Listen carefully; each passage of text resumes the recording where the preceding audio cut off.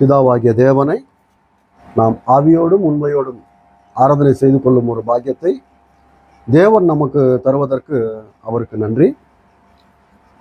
ஆராதனையில் முதலாவதாக நாம் ஜெபம் செய்து கொண்டு ஆவிக்குரிய பாடல்களை நாம் பாடினோம். அதே போல் வசனத்தையும் கூட நாம் படித்தோம். இப்பொழுது நம்முடைய நம்பிக்கைக்கு தேவையான வசனங்களை நாம் சிறிது நேரம் நாம் கற்றுக்கொள்வோம். நம்முடைய விசுவாசம் எப்படி வருது அப்படின்ட்டு வேதாகம் சொல்லுது, கேள்வியினால வருது அப்படின்ட்டு. கேள்விப்பட்டு நாம் என்ன செய்தோம் அப்படின்னா, நாம் தேவனை நம்புகிறோம், பரலோகம் இருக்குது அப்படின்ட்டு நாம் நம்புகிறோம் இல்லையா? அதனால எபிரேயருக்கு எழுதின நிருபம் 11வது அதிகாரத்தில் நாம் முன்னோர்கள், அதாவது விசுவாசத்தில் வாழ்ந்து தேவனுக்கு பிரியமான வாழ்க்கையை வாழ்ந்த முன்னோர்களை குறித்து நாம் படித்து கொண்டு வருகிறோம். எபிரேயருக்கு எழுதின நிருபம் 11வது அதிகாரத்தை நாம் எடுத்துக்கொள்ளும் போது 1வது வசனத்தை நாம் படிக்கும்போது மறுபடியும் அதை நாம் ஞாபகப்படுத்திக் கொள்ளலாம். விசுவாசமானது நம்பப்படுகிறவைகளின் உறுதியும் காணப்படாதவைகளின் நிச்சயமாகவும் இருக்கிறது. அதனால அதாவது விசுவாசத்தினால முன்னோர்கள் நற்சாட்சி பெற்றார்கள். இந்த முன்னோர்கள் அப்படின்ற இந்த விசுவாசிகளை குறித்து நாம் என்ன செய்கிறோம் அப்படின்னா, நாம் தியானித்து கொண்டு வருகிறோம் இல்லையா? முன்னோர்கள் அப்படின்னா யாருக்கு முன்னோர்கள்? முன்னோர்கள் அப்படின்னா யாருக்கு முன்னோர்கள்? விசுவாசத்துல முன்னோர்கள் அப்படின்னு சொல்லப்படுது இல்லையா? யாருக்கு முன்னோர்கள்? முதலாவதாக இஸ்ரேல் ஜனங்களுக்கு முன்னோர்கள். இவங்க யாரு? ஆபேல் ஆகட்டும், ஏனோக் ஆகட்டும், நோவா ஆகட்டும், ஆபிரகாம், எல்லோருமே யாருக்கு முன்னோர்கள்? விசுவாசத்துல இஸ்ரேல் ஜனங்களுக்கு முன்னோர்கள் இல்லையா? அப்போ இன்னைக்கு நமக்கு முன்னோர்களா இவங்க அப்படின்ட்டு பார்த்தா நமக்கும் கூட முன்னோர்கள் தான். ஏன்னா இவங்க பெற்றுக்கொண்ட அதே விசுவாசத்தை நாமும் கூட பெற்றுக்கொள்கிறோம் இல்லையா? அவங்க கூட தேவனை பார்க்காம அவருடைய வார்த்தையை கேள்விப்பட்டு நான் இப்படியாக உங்களை ஆசீர்வதிக்கிறேன் அப்படின்ட்டு அவர்களுக்கு சொன்னது போலவே வேறு விதமாக நமக்கு இன்னொரு விதமாக அதே தேவன் நமக்கு இன்னொரு விதமாக என்ன செய்யறாரு? சொல்றார், வாக்குத்தத்தம் செய்யறார். அவர்களுக்கு வாக்குத்தத்தம் சொன்னது போலவே, கொடுத்தது போலவே நமக்கும் கூட கொடுக்கிறார். அவர்களுக்கு இந்த உலகத்துக்கு சம்பந்தப்பட்ட வாக்குத்தத்தங்கள், நமக்கோ பரலோகத்துக்குரிய வாக்குத்தத்தங்கள். அவங்க கூட இந்த உலகத்துக்கு சம்பந்தப்பட்ட வாக்குத்தத்தங்களை நம்பினாங்க, அதை நம்பி அதை பெற்றுக்கொண்டாங்க, அந்த ஆசீர்வாதங்களை பெற்றுக்கொண்டாங்க. ஆனா தேவன் அதை விட உன்னதமான ஆசீர்வாதங்கள் உங்களுக்கு இருக்குது, இப்படி இந்த உலகத்துக்குரிய வாக்கு தத்தங்களை நம்பினால் அப்படின்ட்டு அவங்களுக்கு சொன்னது போல அவங்க பார்க்காமலே என்ன செய்தாங்கன்னா, விசுவாசத்துல நாம் எப்படி இந்த உலகத்துல வாழ்ந்து கொண்டிருக்கிற நாம பரலோகத்துக்குரிய ஆசீர்வாதங்கள் எப்படி பெற்றுக்கொள்வோம் அப்படின்ற நம்பிக்கையில வாழ்கிறோமோ அதே போல அவங்க கூட வாழ்ந்தாங்க இல்லையா?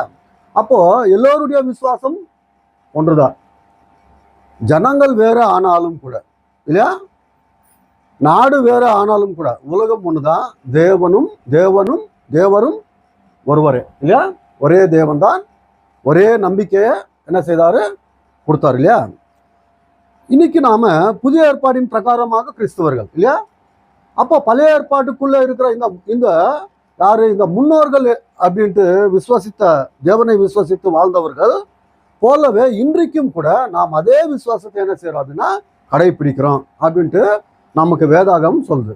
அப்போஸ்தலர் நடவடிக்கைகள் புஸ்தகத்தை நாம் ஒரு வாட்டி எடுத்துக்கொள்ளலாம். அப்போஸ்தலனாகிய பவுல் புதிய ஏற்பாடின் பிரகாரமாக புதிய ஏற்பாட்டு காலத்துல சொன்ன ஒரு வார்த்தையை நாம் படிக்கும்போது 26வது அதிகாரம் 21வது வசனத்திலிருந்து நாம் படிக்கும்போது, இது நிமித்தமே யூதர்கள் தேவாலயத்தில் என்னை பிடித்து கொலை செய்ய பிரயத்னம் பண்ணினார்கள். ஆனாலும் தேவ அனுகிரகம் பெற்று நான் இந்நாள் வரைக்கும் சிறியோருக்கும் பெரியோருக்கும் சாட்சி கூறி வருகிறேன்.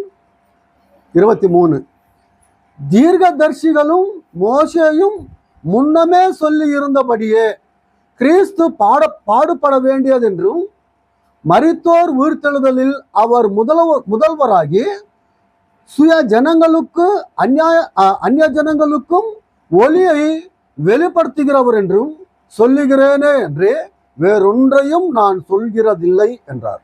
உங்களுக்கு என்ன புரியுது இந்த வசனத்துல? இந்த வசனம் என்ன புரியுது? அப்போஸ்தலன், கிறிஸ்துவுக்கு அப்போஸ்தலன் யாரு? பவுல் இல்லையா? இப்போ இவரை தேவன் வந்துட்டு கிறிஸ்துவனுடைய அப்போஸ்தலனாக ஏற்பாடு செய்து கொண்டார் இல்லையா? பேதுருவுக்கு எப்படி யூதர்களுக்காக அப்போஸ்தலனாக ஏற்பாடு செய்து கொண்டாரோ தேவன், அதே போல புறஜாதிகளுக்காக அப்போஸ்தலனாகிய பவுலை அப்போஸ்தலனாக தேர்ந்தெடுத்து கொண்டார் தேவன் இல்லையா? அப்போ புறஜாதிகளுக்கு கிறிஸ்து யாரு அப்படின்ட்டு தெரியாது, ஆபிரகாம் யாருன்ட்டு தெரியாது இல்லையா? தேவனை நம்பணும், பரலோகம் இருக்குது அப்படின்ற ஒரு எதிர்பார்ப்பு அவங்களுக்கு இல்லை. யாருக்கு? அந்நிய ஜனாங்கத்துக்கு இல்லையா? அவர்கள் வணங்குறது எதை? விக்கிரகங்களை. இந்த உலகத்துக்கு சம்பந்தப்பட்ட ஒரு நம்பிக்கை அவர்களது இல்லையா? அப்போ அப்போஸ்தலனாகிய பவுல் சுவிசேஷத்தை சொல்லும்போது யாருக்காக, எது நிமித்தமாக சொல்றாரு அப்படின்னா, இந்த வசனத்தை நீங்க பார்த்தா, அந்நிய ஜனங்களுக்கும் ஒளியை வெளிப்படுத்துகிறவர் என்றும் சொல்லுகிறேனே என்று வேறொன்றையும் நான் சொல்லுகிறதில்லை அப்படின்னு சொல்றாரு இல்லையா? அப்போ நான் எது சுவிசேஷம் சொல்லுகிறேனோ அது எல்லாமே யாருக்கு சம்பந்தப்பட்டது அப்படின்னா, முன்னோர்களுக்கு சம்பந்தப்பட்ட வார்த்தைகளே நான் சொல்றேன்னு தவிர, முன்னோர்கள் நம்பிக்கை இட்டதே சொல்றேனே தவிர வேறொன்னுமே நான் சொல்ல அப்படின்றார். அப்போ சுவிசேஷம் என்பது, புதிய ஏற்பாட்டின் போதனை என்பது, கிறிஸ்தவர்கள் நாம் நம்புகிற போதனை என்பது யாருக்கு முதலாவதாக கொடுக்கப்பட்டது அப்படின்னா, முன்னோர்களுக்கு. யாருக்கு? யூதா ஜனங்களுக்கு, இஸ்ரேல் ஜனங்களுக்கு.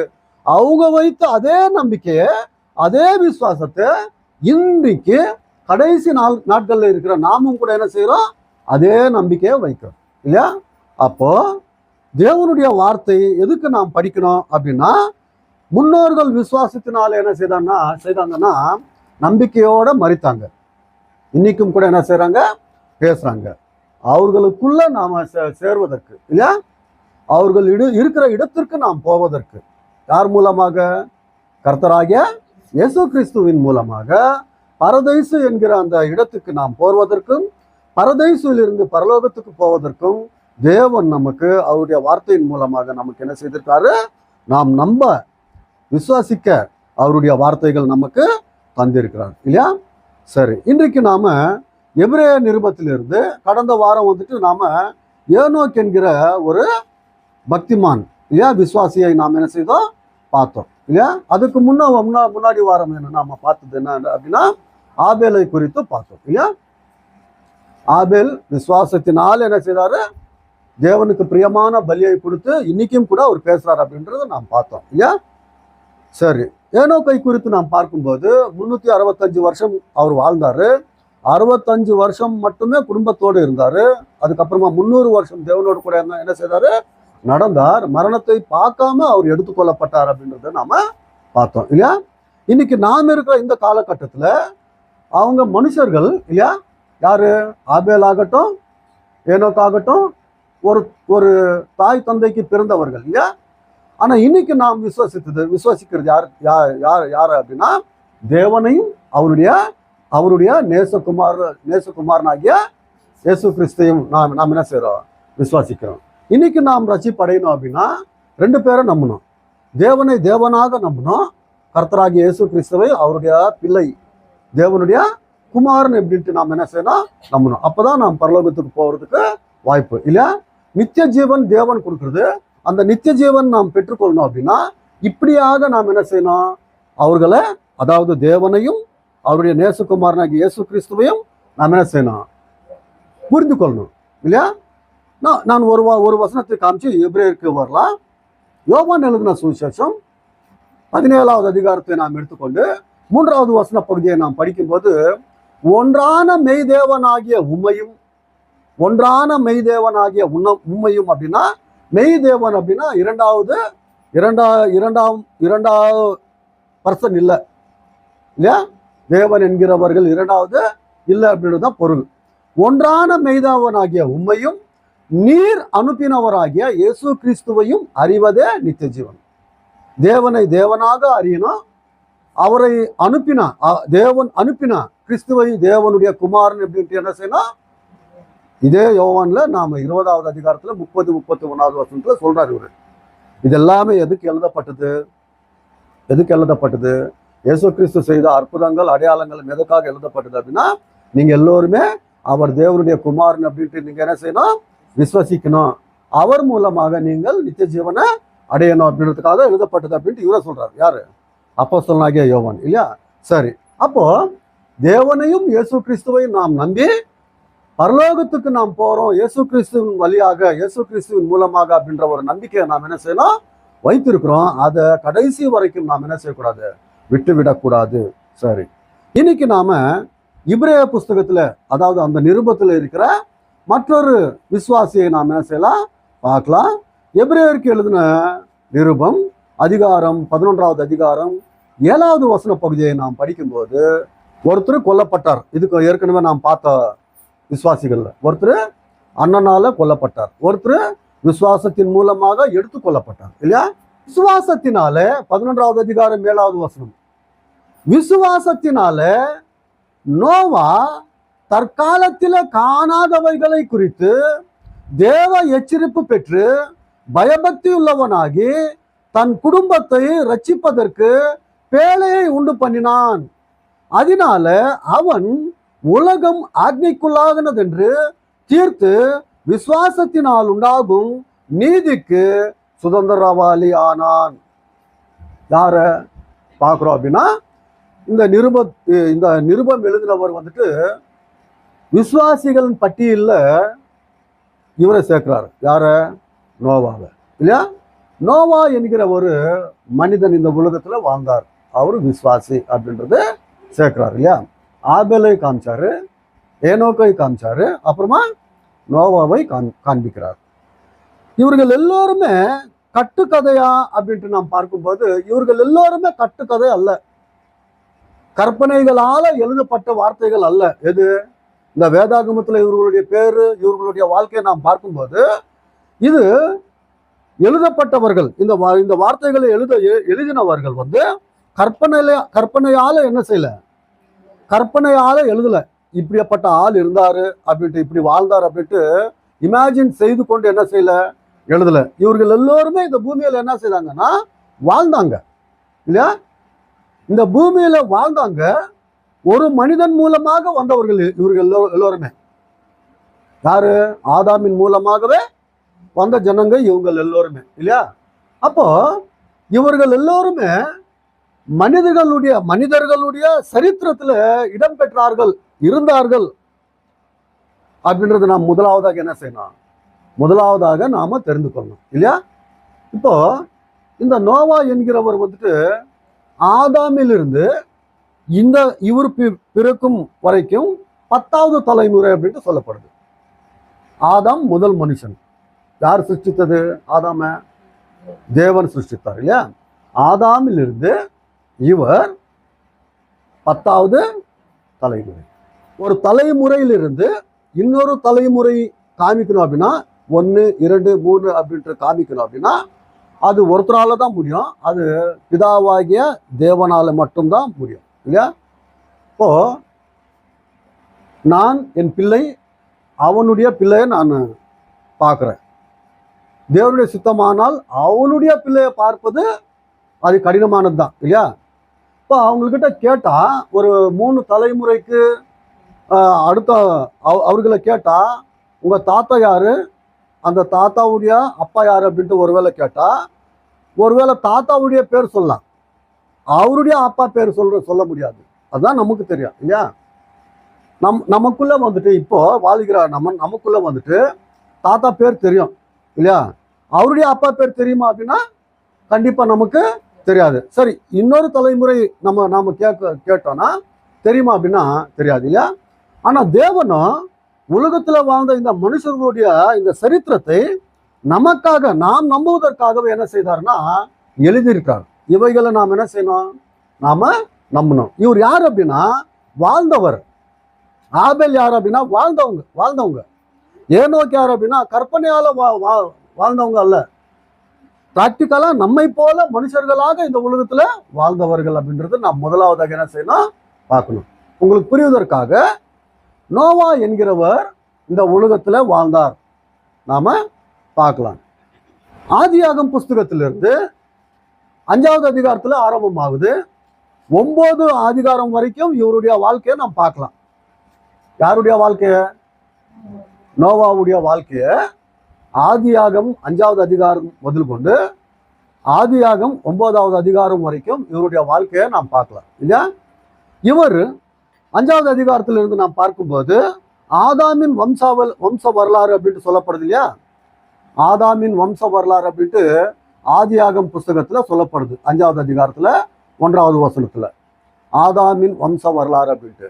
அப்போ ஆதாமின் வம்ச வரலாறுல எத்தனாவது தலைமுறைக்கு இவர் வருவாரு அப்படின்ட்டு நாம் பார்க்கும்போது 10வது தலைமுறைக்கு இவர் வருவாரு அப்படின்ட்டு நம்ம அங்கேயே கணக்கு போடலாம். எங்க? அந்த ஆதியாகம் புஸ்தகத்துல 5வது அதிகாரம் 1வது வசனத்திலிருந்து நாம 28வது 29 வசனம் வரைக்கும் நாம் பார்க்கும்போது 10வது தலைமுறையாக இருவார். யாரு? நோவா. இல்லையா? சரி. மனிதர்களுடைய சரித்திரத்தை தேவன் எழுதி கொடுத்தார் அப்படின்றதுக்கு ஒரு விஷயத்தை நாம் பார்க்கலாம். லூக்கா எழுதின சுவிசேஷம் 3வது அதிகாரத்தை நாம் எடுத்துக்கொள்ளலாம். 36வது வசன பகுதியிலிருந்து நாம் பார்க்கும்போது நாம யார் நம்பணும்? இயேசு கிறிஸ்துவை தானே தேவனுடைய பிள்ளை அப்படின்ட்டு நாம் யாரை நம்பணும்? இயேசு கிறிஸ்துவை நம்பணும். அப்போ இயேசு கிறிஸ்துவும் கற்பனை அல்ல, அவர் சரித்திரத்தில் இந்த உலகத்தில் வாழ்ந்தவர் அப்படின்ட்டு காண்பிக்கிறார் தேவன் இல்லையா? அப்போ அவருடைய சரித்திரத்தை காண்பிக்கும் போது யாருடைய தலைமுறைகளை காண்பிக்கிறார் அப்படின்னா விசுவாசிகள் இல்லையா? 36வது வசனத்திலிருந்து நாம் பார்க்கலாம். லாமேக்கு மெத்துசெலாவின் குமாரன், மெத்துசெலா ஏனோக்கின் குமாரன், ஏனோக்கு யாரேதின் குமாரன், யாரேத் மகலேலியின் குமாரன், மகலேலியேல் கேனானின் குமாரன், கேனான் ஏனோஷின் குமாரன், ஏனோஷ் சேத்தின் குமாரன், சேத் ஆதாமின் குமாரன், ஆதாம் தேவனால் உண்டானவன். ஆதாமிலிருந்து கிறிஸ்துவுக்கு கொண்டு போறார் இவரு. அப்ப ஆதாமிலிருந்து கிறிஸ்துவுக்கு கொண்டு போகும்போது இந்த தலையின் முறை இதுல யாருடைய பேர் வருது? நோவாவுடைய பேர் வருது. உங்களுக்கு தெரியுதா? 36ல இருக்கு பாருங்க. சாலா காயினானின் குமாரன், காயினான் அர்பாக்சாதின் குமாரன், அர்பாக்சாத் சேமின் குமாரன், சேம் நோவாவின் குமாரன், நோவா லாமேக்கின் குமாரன் இல்லையா? நோவா என்ற இந்த மனிதன் யாருடைய குமாரன் அப்படின்னா லாமேக் என்கிற குமாரன். லாமேக் யாருடைய குமாரன்? மெத்துஷாலாவின் குமாரன். மெத்துஷாலா யாருடைய குமாரன்? ஏனோக்குடைய குமாரன். இப்படி போகுது. எங்க போகுது? ஆதாம் கிட்ட போகுது. அப்ப கற்பனை இவங்க எல்லாருமே கற்பனை அல்ல, வாழ்ந்தவங்க. இந்த உலகத்துல தேவனை கண்ணால பார்க்காத இருந்தாலும் கூட தேவனுடைய வார்த்தைகளை கேட்டு அவர் சொன்ன வாக்கு தத்தங்களை பெற்றுக்கொள்வதற்காக வாழ்ந்தவர்கள் இல்லையா? அதே உலகத்துல நாம் இருக்கிறோம், அதே தேவனை நாம் நம்புறோம், அதே அவங்க நம்பணும், அதே விசுவாசத்தை நாம் என்ன செய்யணும்? கடைபிடிக்கணும். அவங்க எப்படி விசுவாசத்துல மரித்தார்களோ அதே போல் நாமும் கூட எவ்வளோ நஷ்டம் வந்தாலும், எவ்வளோ கஷ்டங்கள் வந்தாலும், எவ்வளோ துன்பங்கள் வந்தாலும், எவ்வளோ விமர்சனங்கள் வந்தாலும் நாம் என்ன செய்யணும்? சகித்து கொண்டு பொறுமையோட நாம் என்ன செய்யணும்? இந்த விசுவாசத்தின் ஓட்டத்தை ஓடணும். நாம் அதற்காக தான் இந்த எபிரேயர் நிருபம் 11வது அதிகாரத்தை நாம் பார்க்குறோம். ஆனா இது நாம இந்த காதுல கேட்டு இந்த காதுல விட்டு விடாத விஷயங்கள் அல்ல. கேட்டதை நம்முடைய இதயத்துக்குள்ள வைத்துக்கொண்டு அவர்களை என்ன செய்யணும்? சாட்சிகளாக சொன்னார் இல்லையா? எபிரேயர் நிருபத்துல சொல்றாரு, வானம் போல சூழ்ந்து நிற்கிற இத்தனை பேர் சாட்சி நமக்கு இருக்கிறாங்க அப்படின்னு சொல்றாரு இல்லையா? இவர் எல்லோருமே நாம் வாழ்வதற்கு முன்னோர்களாக, விசுவாசத்தில் முன்னோர்களாக வாழ்ந்து மரித்தார்கள். சரீரத்துல மரித்தாங்க, ஆவியில இன்னும் கூட என்ன செய்யறாங்க? வாழ்ந்து கொண்டு இருக்காங்க. அப்போ அவங்க வாழ்ந்து கொண்டு இருக்காங்க அப்படின்னா அவர்களை நாம் பார்க்கல, நம்மை அவங்க என்ன செய்யறாங்க? பார்க்குறாங்க. இதான் ஆமா. அப்படி பார்க்கறதுக்கு வாய்ப்புண்டா? ஆமா, அப்படி பார்க்கறதுக்கு வாய்ப்பு உண்டு அப்படின்ட்டு நமக்கு எப்படி தெரியுது அப்படின்னா, மரித்து போன லாசரு, மரித்து போன ஐஸ்வர்யவான் விஷயத்துல நமக்கு தெரியுது. ஆமா, பார்க்குறாங்க, தெரிந்து கொள்றாங்க, பூமியில நடக்கிற விஷயங்கள் அவங்களுக்கு புரியுது அப்படின்ட்டு. சரி, ஆதியாகமம் புஸ்தகத்தை நாம் எடுத்துக்கொண்டால் 5வது அதிகாரத்துல இருந்து 9வது அதிகாரம் வரைக்கும் இவருடைய சரித்திரத்தை நாம் என்ன செய்யலாம், படிக்கலாம். யாருடைய சரித்திரத்தை? நோவா என்கிற சரித்திரத்தை நாம் பார்க்கலாம் இல்லையா, பார்ப்பதற்கு வாய்ப்பு உண்டு. ஆதியாகமம் 5வது அதிகாரத்துல இவர் லாமேக் என்கிற ஒரு தந்தைக்கு பிறக்கும்போது அவர் இவரை குறித்து இந்த பேர் வைப்பதற்கு காரணம் என்ன அப்படின்னு சொல்லப்படுது. ஆதியாகமம் 5வது அதிகாரம் 5வது அதிகாரத்துல 29வது வசன பகுதியை நாம் படிக்கும்போது, லாமேக்கு 182 வயதான போது ஒரு குமாரனை பெற்று, கர்த்தர் சபித்த பூமியில நமக்கு உண்டான வேலையிலும் நம்முடைய கைகளின் பிரயாசத்திலும் இவன் நம்மை தேற்றுவான் என்று சொல்லி அவனுக்கு நோவா என்று பெயரிட்டான். இவன் நம்மை என்ன செய்வான்? தேற்றுவான். தேற்றுவான் அப்படின்னா ஒரு விஷயத்துல சொல்ல போனா நிம்மதி. இவன் பிறந்ததுனால நம்முடைய வாழ்க்கையில இனிமே எப்படி இருக்கும்? நிம்மதி இருக்கும் அப்படின்ற ஒரு நிம்மதி என்கிற தேற்றுவான். நோவா அப்படின்ற அந்த வார்த்தைக்கு, அந்த பேருக்கு அர்த்தம் என்ன? 29 இருக்குது இல்லையா, இவன் நம்மை தேற்றுவான் என்று சொல்லி அவனுக்கு நோவா என்று என்ன செய்தாரா? பெயரிட்டார் அப்படின்ட்டு. இவருடைய வாழ்க்கையை குறித்து நாம பிதாக்களின் காலத்துக்கு சம்பந்தப்பட்டது எது? நாம ஆதியாகமம் புஸ்தகத்தை நாம் இந்த அதிகாரத்தை பார்க்கும்போது பிதாக்களின் காலத்துக்கு சம்பந்தப்பட்ட ஒரு பாகம் இது இல்லையா. ஆனா வேதாகமத்துல வந்துட்டு பழைய ஏற்பாடு, புதிய ஏற்பாடு அப்படின்ட்டு 2 பாகங்களாக இருக்குது. பழைய ஏற்பாடுல இவரை பற்றி சொல்லப்பட்டிருக்குது. யாரை பத்தி? நோவா. நியாயப்பிரமாணத்தின் காலத்திலையும் சொல்லப்பட்டிருக்குது. கிறிஸ்துவர்களின் காலத்திலையும் கூட என்ன செய்யப்பட்டது? இவரை குறித்து சொல்லப்பட்டிருக்குது. அதனால ஒரே வாரத்துல நாம இவரை பார்க்க முடியாது. அவங்க நாம ஆபேலே ஒரு வாரத்துல பார்த்தோம். ஏனோக் என்கிற அவரையும் கூட ஒரே வாரத்துல நாம் பார்த்தோம். ஆனா இவரை வந்துட்டு ஒரு 2-3 வாரம் நாம் பார்க்கிற அளவுக்கு தேவன் நமக்கு என்ன செய்திருக்காருன்னா இவருடைய வாழ்க்கையின் வரலாறை நமக்கு கொடுத்திருக்காரு இல்லையா. 2-3 வாரம் இவரை குறித்து நாம் என்ன செய்யலாம்? தியானிக்கலாம். யாரை குறித்து? நோவாவை குறித்து இல்லையா. நோவா என்கிறவர் வந்துட்டு தேற்றுவான் அப்படின்ற ஒரு பேர் கொண்டவர். இவரை குறித்து எங்கெங்கே எழுதப்பட்டிருக்குது அப்படின்னா நான் சொல்றது வேணும்னா நீங்க எழுதிக்கலாம் இல்லையா. முதல் நாளாகம், அதாவது கிரானிக்கல் இல்லையாமா, தினவருத்தாந்தம் தெலுங்குல 1வது அதிகாரத்திலிருந்து 1வது வசனத்திலிருந்து ஒரு 5 வசனம் வரைக்கும் நாம் பார்க்கும்போது அவருடைய வரலாறை குறித்து என்ன சொல்லப்படுது? அவர் யாரு, யாருடைய பிள்ளை அப்படின்ட்டு சொல்லப்படுது இல்லையா. எசாயா புஸ்தகத்தை நாம் எடுத்துக்கொண்டால் 54வது அதிகாரத்துல கூட இவரை குறித்து, யாரை குறித்து? நோவாவை குறித்து சொல்லப்படும். 54வது அதிகாரம் 9வது வசனத்தை பார்க்கும்போது இவரை குறித்து சொல்லப்பட்டிருக்குது. எங்க? எசாயா புஸ்தகத்துல. எசேக்கியேல் புஸ்தகத்திலையும் கூட இவரை பற்றி சொல்லப்பட்டிருக்குது. 14வது அதிகாரம் 14வது வசனத்துல இவரை பற்றி என்ன செய்யப்பட்டிருக்குது? சொல்லப்பட்டிருக்குது. அதே போல் இயேசு கிறிஸ்துவும் கூட இவரை குறித்து சொன்னார். யாரை குறித்து? நோவாவை குறித்து. மத்தேயு எழுதின சுவிசேஷம் 24வது அதிகாரத்துல 34வது வசனத்திலிருந்து 36வது வசனம் வரைக்கும் இவரை குறித்து சொல்லப்பட்டிருக்கு. மத்தேயு எழுதின சுவிசேஷத்துல கூட. லூக்கா எழுதின சுவிசேஷத்துல கூட 3வது அதிகாரம் ஏற்கனவே நாம் படிச்சோம் இல்லையா. 3வது அதிகாரம் 36வது வசனத்திலிருந்து இவரை குறித்து சொல்லப்பட்டிருக்குது. இதே லூக்கா எழுதின சுவிசேஷத்துல 17வது அதிகாரத்துல 27வது வசனத்திலிருந்து நோவாவை குறித்து மறுபடியும் இயேசு கிறிஸ்து சொல்றாரு. புதிய ஏற்பாட்டு காலத்துல பேதுரு எழுதின முதல் நிருபத்துல 3வது அதிகாரம் 20வது வசனத்துல கூட சொல்லப்பட்டிருக்கு. யாரை குறித்து? நோவாவை குறித்து. முதல் பேதுரு நிருபம் 3வது அதிகாரம் 20வது வசனத்துல.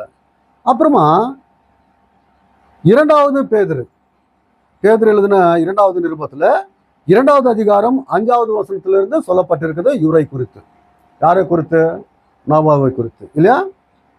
அதனால நாம இவரை குறித்து நாம் என்ன செய்யலாம்?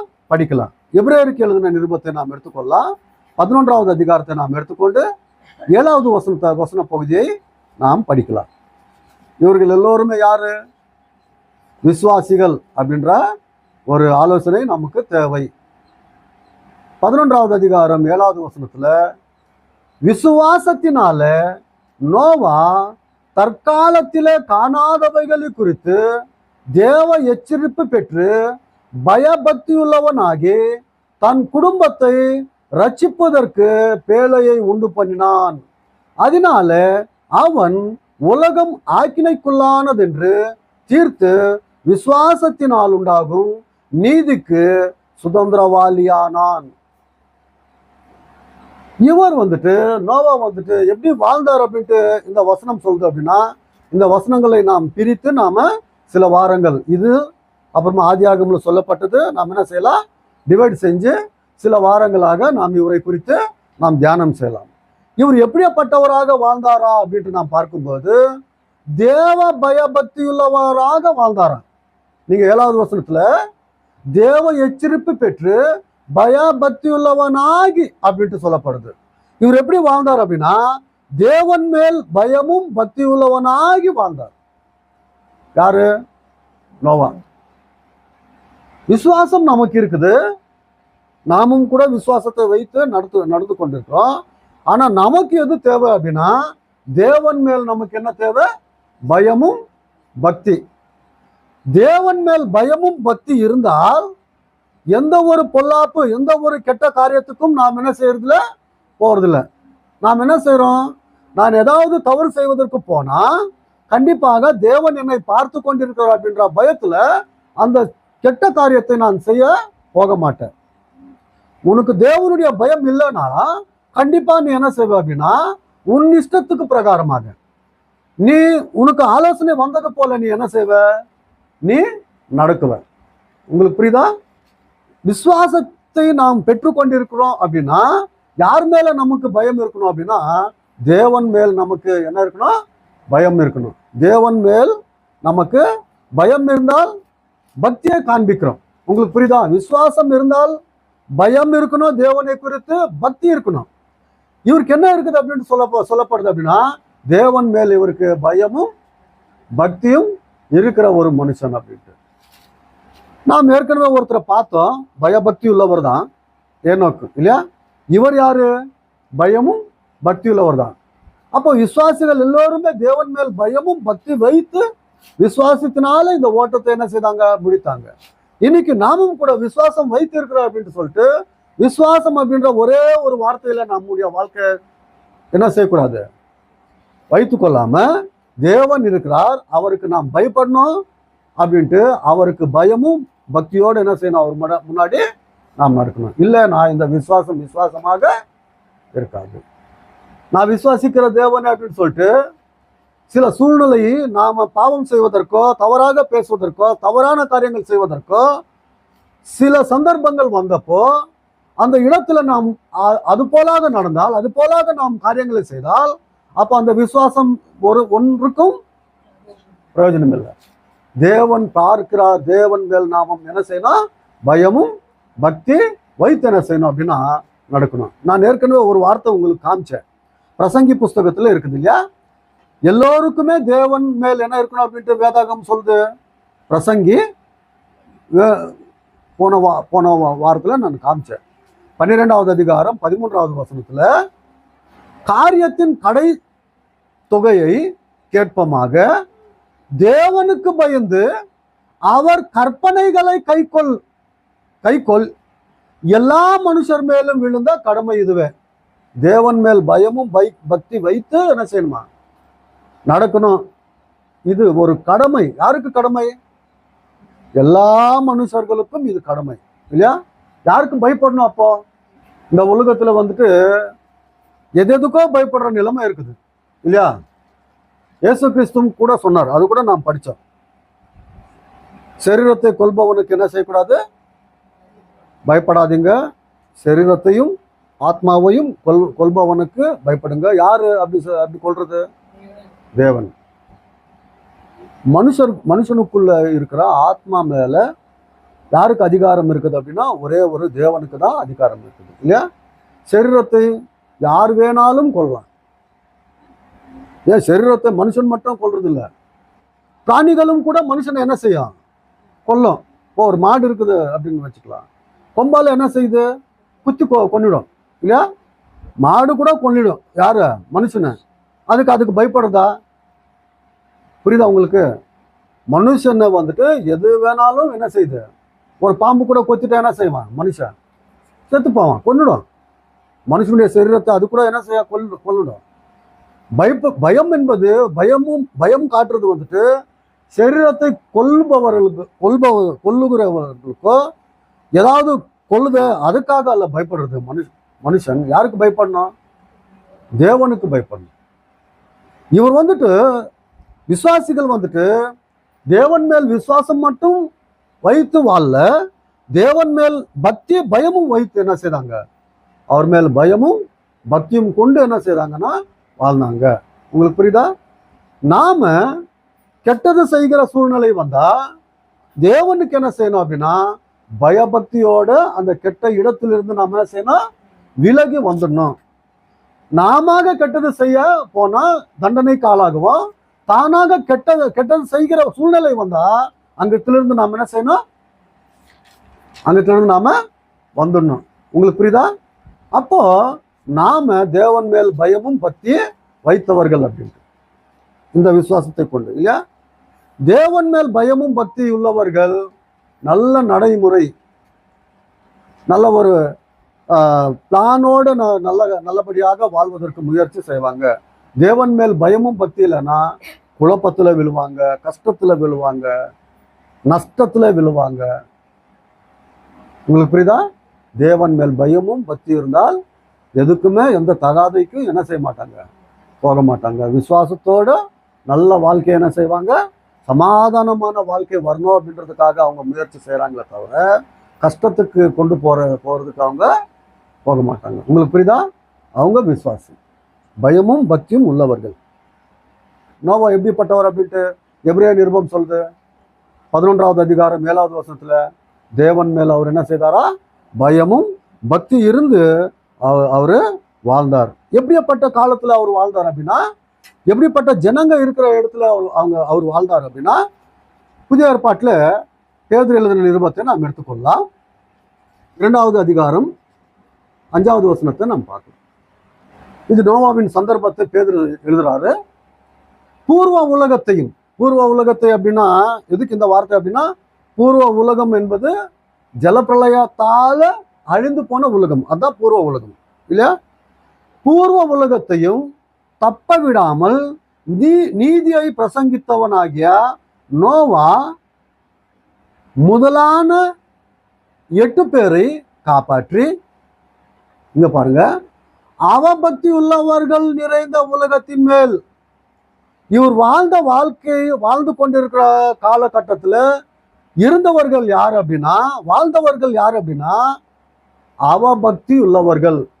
இவர் யாரு? பக்தி உள்ளவர்கள். பக்தி உள்ளவன் யாரு? நோவா. அவர் சுத்தி இருக்கிறது எப்படியாப்பட்ட ஜனங்க? அவபக்தி உள்ள ஜனங்க. தேவனால பயம் இல்லை, தேவனால பயம் இல்லை. இன்னைக்கும் கூட அப்படிப்பட்ட ஜனங்க இருக்கிறாங்களா அப்படின்னா, இன்னைக்கும் கூட அப்படிப்பட்ட ஜனங்க இருக்கிறாங்க, அவபக்தி உள்ள ஜனங்க.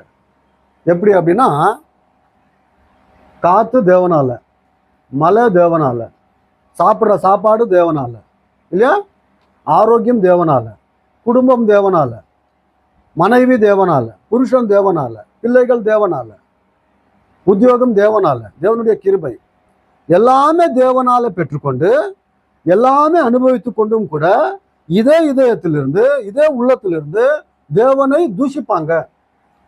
தேவனை என்ன செய்வாங்க? தூஷிப்பாங்க. தேவ தூஷணம் அப்படின்னு சொல்லப்படுது. எங்கிட்டிலிருந்து வராது? இதயத்திலிருந்து வரும். எல்லாமே தேவனால பெற்றுக்கொண்டு யாரை தூஷிக்கிறது? தேவனை தூஷிப்பவர்கள் யார் அப்படின்னா, பக்தி உள்ளவர்கள் அல்ல, அவபக்தி உள்ளவர்கள். நோவா பக்தி உள்ளவன். அவர் சுற்றி இருக்கிற ஜனங்க எல்லாருமே, அவருடைய காலத்துல இருந்தவர்கள் எல்லாருமே எப்படிப்பட்டவங்க? அவபக்தி உள்ளவர்கள், தேவனால கணக்கு இல்லை. தேவனால என்ன இல்லை? கணக்கு இல்லை. உங்களுக்கு பரிசுத்த ஆவியானவர் பவுலின் மூலமாக ஒரு பட்டியல் கொடுக்குறாரு. ஜனங்க எப்படிப்பட்டவங்க, எப்படிப்பட்ட சுபாவத்தில் இருப்பாங்க அப்படின்ட்டு ஒரு பட்டியல் இருக்குது பைபிளில். நீங்கள் ரோமருக்கு எழுதுன நிருபத்தை நீங்கள் ஒரு வாட்டி எடுத்துக்கொண்டா 1வது அதிகாரத்தில் வந்துட்டு ஒரு பட்டியல் கொடுக்குவார். அங்கே யார் யார் அப்படி இருப்பாங்க அப்படின்ட்டு பார்க்கும்போது பட்டியலே இருக்குது. அதில் வந்துட்டு தேவனை தூஷிக்கிறவர்களும் கூட இருப்பாங்க அப்படின்ட்டு சொல்லப்படுது. 29வது வசனத்திலிருந்து நீங்க பாருங்க, அங்க ஒரு வார்த்தை வரும், தேவ பகை அலுருமாய் அப்படின்ட்டு இருக்கும் இல்லையா? தேவ பகை அப்படின்னா தேவனையே என்ன செய்வாங்க? தேவனையே தூஷிப்பவர்கள். எல்லாமே அவரால் பெற்றுக்கொண்டு தேவனை என்ன செய்யறாங்க? தூஷிக்கிறவங்க. எந்த காலத்துல இருந்தாங்க இவங்க? எந்த காலத்துல இருந்தாங்க? இந்த அவபக்தி உள்ளவர்கள் எந்த காலத்துல இருந்தாங்க? நோவாவுடைய காலத்துல இருந்தாங்க. இன்னைக்கு இருக்கிறாங்களா அப்படி அவபக்தி உள்ளவர்கள் மத்தியில நாமும் கூட வாழ்ந்து கொண்டிருக்கிறோமா அப்படின்னா ஆமா. நீ யாருக்கிட்டாவது நீ போய் தேவனை பற்றி நீ சொல்லு, என்னப்பா நீ தேவனை பார்த்த மாதிரி பேசுற, என்ன செய்வாங்க? இவரை போலவோ நமக்கு கூட அதே நிலைமை தான் நமக்கு கூட. வாங்க பேலை கட்டியிருக்கிற, மழை வரப்போகுது இல்லையா? பெரிய மழை வர பண்ண போறாரு, ஜலப்பிரளத்தை உண்டு பண்ண போறாரு, வாங்க இதுக்குள்ள சேருங்க அப்படின்ட்டு இவர் சுவிசேஷத்தை சொல்றாரு இல்லையா? வந்தாங்களா அப்படின்னா கேலி செய்து தேவன் இருக்கிறாரா, தேவன் உங்ககிட்ட பேசுறாரா, நாங்க வரணுமா பேழைக்குள்ள அப்படின்ட்டு தானே அவபக்தி உள்ள ஜனங்க மத்தியில இவர் என்ன செய்தாரு? இன்னைக்கும் கூட அதே நிலைமை தான். நீ ஏதாவது சுவிசேஷத்தை சொல்லி தேவனுடைய வார்த்தைகளை சொல்வதற்கு நீ போனா கண்டிப்பாக என்னவோ நீ தேவனை பார்த்த மாதிரி பேசுறிய, என்னவோ தேவனே உன்னுடைய சொந்தக்காரர் போல நீ பேசுறிய அப்படின்ட்டு இன்னைக்கு கூட என்ன செய்யறாங்க? உங்களுக்கு புரியுமா? தேவனை பற்றி சில பேருக்கு சொன்னாலே என்ன டென்ஷன் ஆயிடுவாங்க. ஏன் அப்படின்னா அவங்களுக்கு தேவனை பற்றி இது நீதிக்கு சம்பந்தப்பட்ட வார்த்தைகள் இல்லையா? இந்த நீதிக்கு சம்பந்தப்பட்ட வார்த்தைகள் சொன்னால ஃபர்ஸ்ட் போ சொல்லு அப்படின்னு சொல்லிடுவாங்க. அந்த மனுஷனை எங்க இடத்துல என்ன செய்ய போ சொல்லு அப்படின்னு சொல்லுவாங்க. ஏன்னா அவங்களுக்கு அந்த வார்த்தைகள் என்ன ஆகாது, பிடிக்காது இல்லையா? எந்த மாதிரியான வாழ்க்கையை வாழ்ந்தார் இவர் அப்படின்னா நீதிமானாக வாழ்ந்தார், பக்தி உள்ளவனாக இவர் என்ன செய்தார்? வாழ்ந்தார். ஆதியாகமம் புஸ்தகத்தை நாம் ஒரு வாட்டி எடுத்துக்கொள்ளலாம். நோவா என்கிறவர் இந்த உலகத்துல வாழ்ந்தார். அவர் வந்துட்டு லாமேக் என்கிற ஒரு தந்தைக்கு பிறந்தவர். ஆதாமிலிருந்து 10வது தலைமுறைக்கு அவர் பிறந்த மனிதன் இல்லையா? அவர் வாழ்ந்த காலகட்டத்தில் அவர் தேவன் மேல் பயமும் பக்தியும் வைத்து என்ன செய்தாரு? வாழ்ந்தார். ஆனா அந்த காலகட்டத்தில் அவருடைய காலகட்டத்தில் வாழ்ந்த ஜனங்கள் எப்படிப்பட்டவங்க அப்படின்னா அவபக்தி உள்ளவர்கள் அப்படின்ட்டு தேவனுடைய வசனம் நமக்கு சொல்லுது. 9வது வசனம் 6வது அதிகாரம், ஆதியாகமம் 6வது அதிகாரம் 9வது வசனம். நோவாவின் வம்ச வரலாறு. நோவா தன் காலத்தில் இருந்தவர்களுக்குள்ள நீதிமானும் உத்தமனுமாய் இருந்தான். நோவா தேவனோட சஞ்சரித்து கொண்டிருந்தான். எப்படி இருந்தாரோ அவரு? நீதிமானாக. நாம் விசுவாசம் இருக்குது நமக்கும் கூட. நோவாவுக்கும் விசுவாசம் இருந்து, ஆனா அவர் என்ன செய்தாருன்னா பயமும் பக்தி உள்ளவனாக வாழ்ந்தார் இல்லையா? நாம அவர் எப்படி வாழ்ந்தார் அப்படின்னா நீதிமானாக வாழ்ந்தார். நீதிமான் அப்படின்னா என்ன அர்த்தம்? நீதிமான் அப்படின்னா என்ன அர்த்தம் அப்படின்னா கெட்டதுக்கு போகாம இருக்கிறது தான் நீதிமானுக்கு அழகு. நீதிமான் என்பவனுக்கு அழகு. கெட்டது செய்தால் என்ன அல்ல, அந்த மனுஷன் நீதிமான் அல்ல. உங்களுக்கு புரியுதா? கெட்டது செய்தால் அந்த மனுஷன் யார் அல்ல? நீதிமான் அல்ல. கெட்டதுக்கு விலகி இருப்பவனே யாரு? நீதிமான். இவரு கெட்டதுக்கு விலகி இருக்கிற மனுஷன் யாரு? இன்னைக்கு உலகத்துல கெட்டது இருக்குது. கெட்ட ஜனங்கள் என்கிற அவபக்தியுள்ள ஜனங்கள் மத்தியில நாம் வாழ்ந்து கொண்டிருக்கிறோம். நீதிமான்களாக வாழணும் அப்படின்னா அவர்கள் செய்கிற காரியங்களுக்குள்ள நாம போகக்கூடாது இல்லையா? நாம செய்கிற ஒரு டெம்டேஷன், அதாவது சோதனை நமக்கு வந்தால் அதையும் நாம் என்ன செய்யக்கூடாது, தொடக்கூடாது. அதை செய்வதற்கு நாம போகக்கூடாது இல்லையா? ஒருவேளை சோதனை வந்தா நாம் என்ன செய்யணும் அப்படின்னா, சோதனை ஒருவேளை வந்தா அதை சகித்துக் கொள்ளணும். அதை செய்வதற்கு என்ன செய்யக்கூடாது. வசனம் என்ன சொல்றது அப்படின்னா, யாக்கோபு சொல்றாரு, சோதனை சகித்து கொள்பவன் பாக்கியவான். உனக்கு சோதனை வந்தா நீ என்ன செய்யணும், செய்யாம அதை சகித்து கொண்டு செய்யாமல் நீ விசுவாசியாக பயபக்தி உள்ளவனாக நீ வாழு. கண்டிப்பாக இந்த உலகத்துல சோதனைகள் வரும், ஆனா அதை செய்ய நீ போகக்கூடாது இல்லையா? அப்போ வேதாகம் என்ன சொல்றது அப்படின்னா, 6வது அதிகாரம் 9வது வசனத்துல இவர் எப்படிப்பட்டவர் அப்படின்னா, இவர் நீதிமான் அப்படின்னு சொல்லப்படுது. எப்படிப்பட்டவர் இவரு? நீதிமான். நீதிமான் அப்படின்னா தேவன் சொன்னது போல நடந்து கொண்டு இருக்கிற மனுஷன், கெட்டதுக்கு போகாத இருக்கிற மனுஷன். ஒரு மனுஷன் நீதிமான் எப்போ ஆவார் அப்படின்னா இருக்கிற எல்லா பாவங்களையும் இல்லாதப்போ அந்த மனுஷன் நீதிமான்.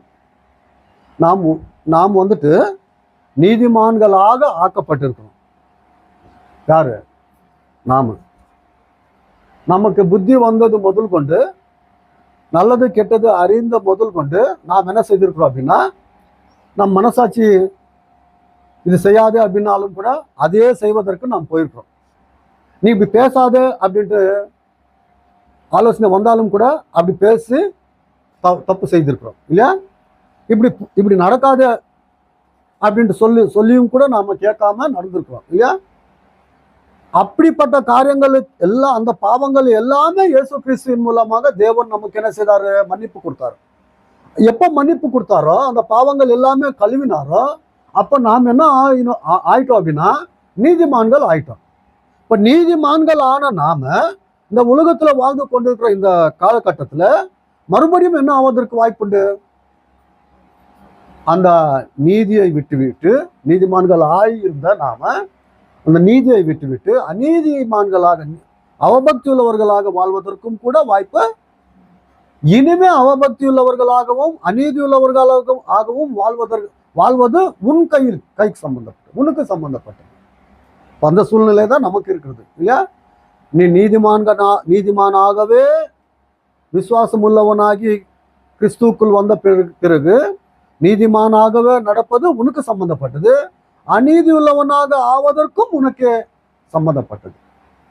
ஆனா அநீதி உள்ளவர்கள் இருக்கிறாங்க. எப்போ நமக்கு நீதி கிடைக்கும் அப்படின்னா, தேவன் சொன்னது போல நடந்தால் மட்டுமே நாம் நீதிமான்களாக நிரந்தரமாக வாழ்வதற்கு வாய்ப்புண்டு இல்லையா? நீதிமான்கள் ஆக்குவது யார் அப்படின்னா தேவனுடைய வார்த்தை.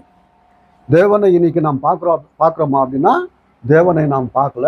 ஆனா நாம் நீதிமான்களாக வாழ்வதற்கு சகாயம் செய்வது எது அப்படின்னா தேவனுடைய வார்த்தை.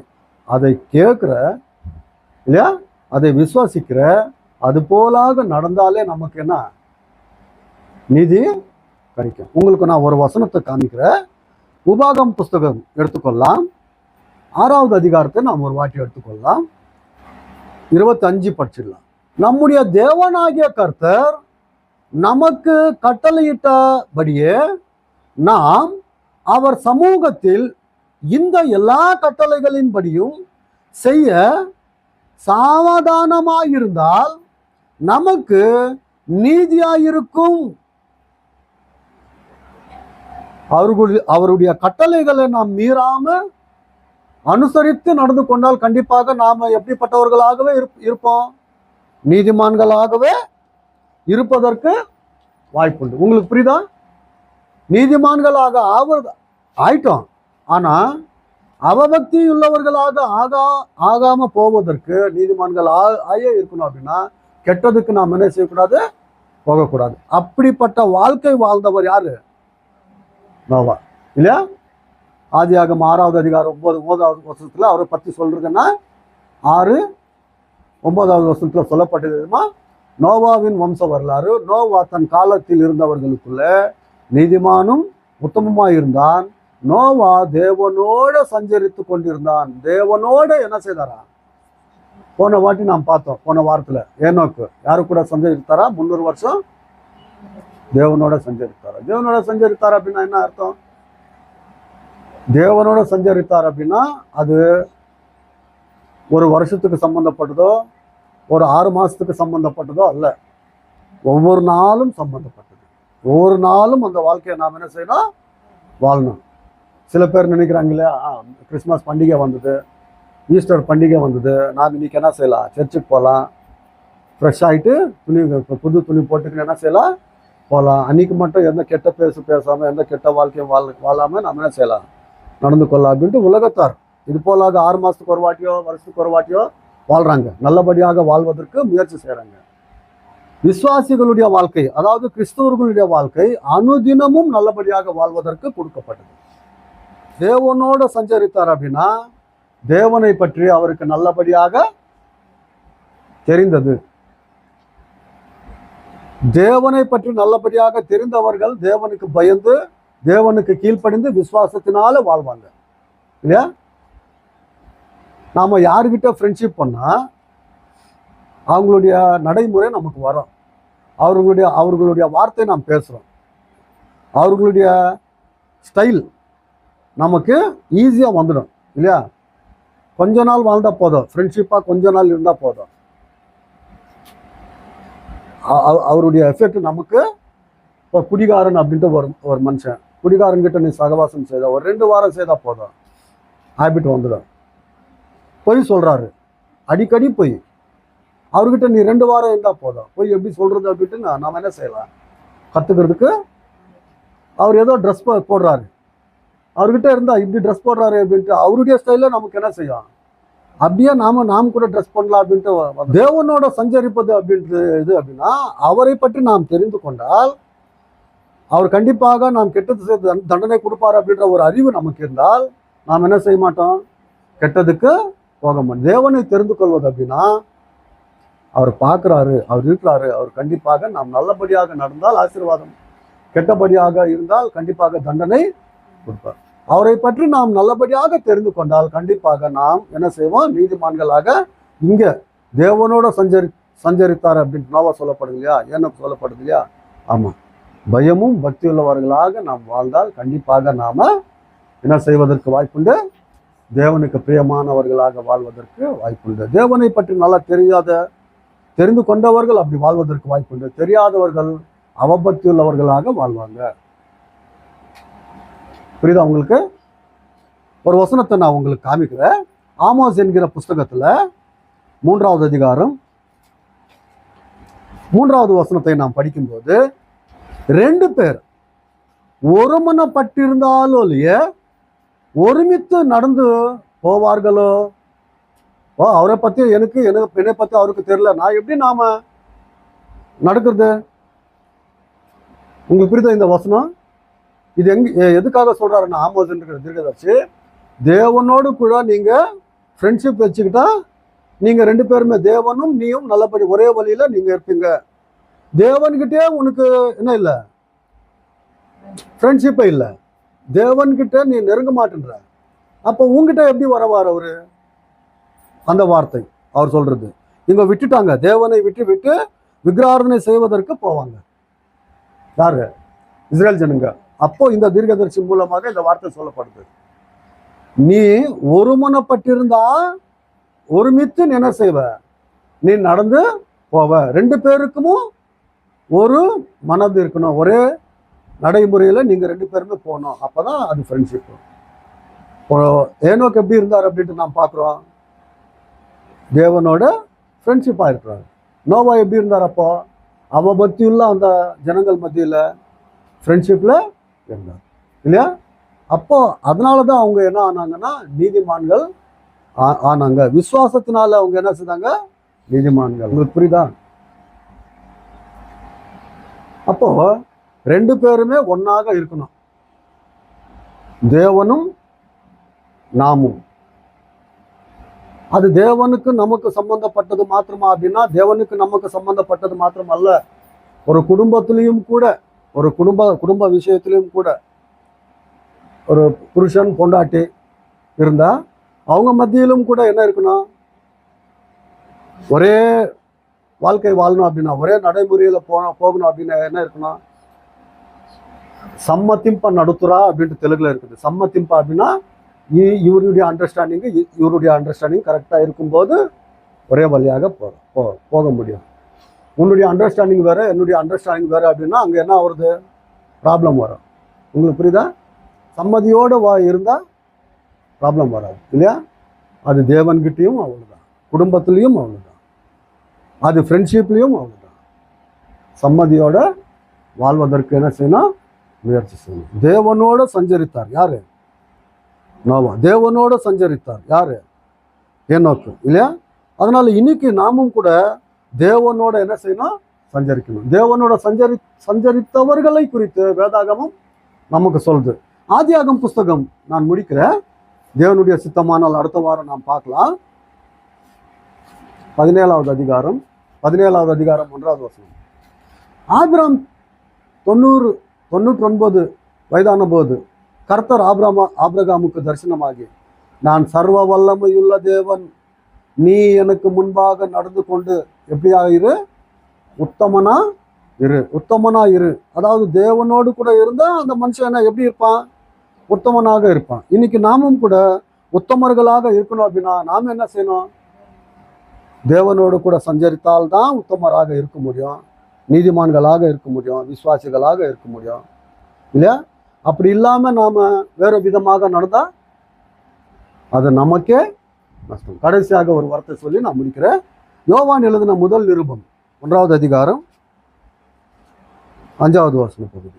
தேவன் ஒளியாயிருக்கிறார், அவரில் எவ்வளவேனும் இருள் இல்லை. இது நாங்கள் அவரிடத்தில் கேட்டு உங்களுக்கு அறிவிக்கிற விசேஷமாயிருக்கிறது.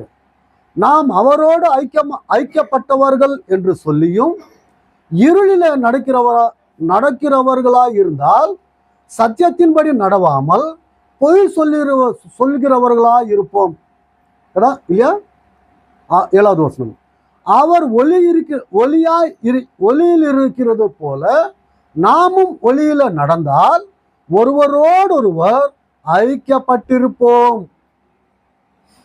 அவர் ஒளி, நாமும் அவருடைய ஒளியில நாம் நடந்தால் நாமும் கூட அவரோடு கூட என்ன செய்யப்பட்டிருப்போம்? ஐக்கியமுள்ளவர்களாய் இருப்போம். இந்த விசுவாசிகள் எல்லோருமே அப்படி வாழ்ந்தார்கள் யாரு? முன்னோர்கள் எல்லாருமே இல்லையா? அப்போ நாமும் கூட என்ன செய்யணும்? நாமும் கூட தேவனோடு கூட நடக்கணும். அப்படின்னா என்ன செய்யணுமா? கெட்டதுக்கு போகாம நாம் நடப்பதற்கு நாம் முயற்சி செய்யணும். தேவன் நமக்கு துணையாக இருந்து நமக்கு என்ன செய்வாரு?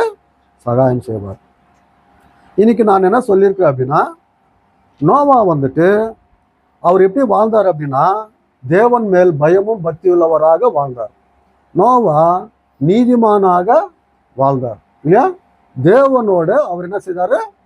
சஞ்சரித்தார் அப்படின்ற சில வார்த்தைகள் நாம் பார்த்தோம்.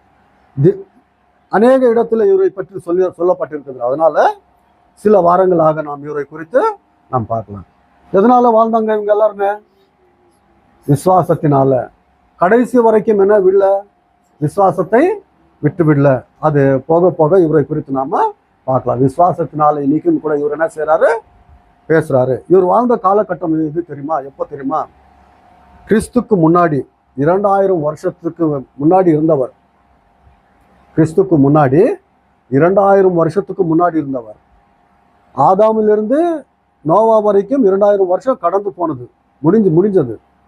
2000 வருஷம் ஆன பிறகு வந்தவர் இவர். 10வது தலைமுறை ஆதாமிலிருந்து. அப்பத்துக்கு 2000 வருஷம் ஆயிடுச்சு. கிறிஸ்துக்கு முன்னாடி 2000 வருஷம் முன்னாடி இருந்தவர், அது ஒரு 2000 வருஷம். இப்போ ஏடியில் இருக்கிறோம் இல்லையா நாம, இது ஒரு 2000 வருஷம். 4000 வருஷத்துக்கு கீழே இருந்தவரை நாம் பேசுறோம். யார? நோவால.